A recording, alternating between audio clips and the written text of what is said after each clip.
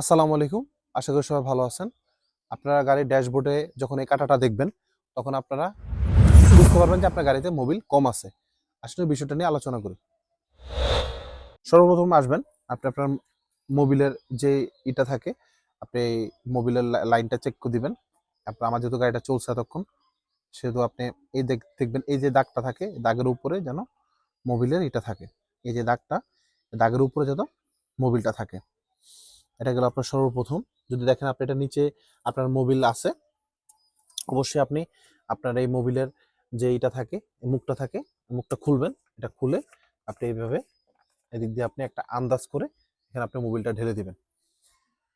আপনার যতটুকু প্রয়োজন হয় মোবিলের, আপনি অতটুকু পরিমাণ ঢেলে দিবেন। যখন আপনি দেখবেন আপনার ড্যাশবোর্ডে ইঞ্জিনের এই কালারটা শো করতেছে, আপনি অবশ্যই চেষ্টা করবেন কোনো আশেপাশে কোনো মিস্ত্রিকে দেখানোর জন্য যে আমার এই কাটাটা কেন শো করতেছে। তো সাধারণত এই কাটাগুলো শো করে ইঞ্জিনে যদি মোবিল শর্ট থাকে, যদি ইঞ্জিন মোবিল খেয়ে থাকে, বিষয়টা অনেক গুরুত্বপূর্ণ। আশা করি সবাই আপনারা এই বিষয়টা মাথায় রাখবেন। যদি ড্যাশবোর্ডে এরকম কোনো কাটা দেখেন, অবশ্যই আপনারা মিস্ত্রির সাথে আলাপ করবেন। ধন্যবাদ সবাইকে। আসসালামু আলাইকুম।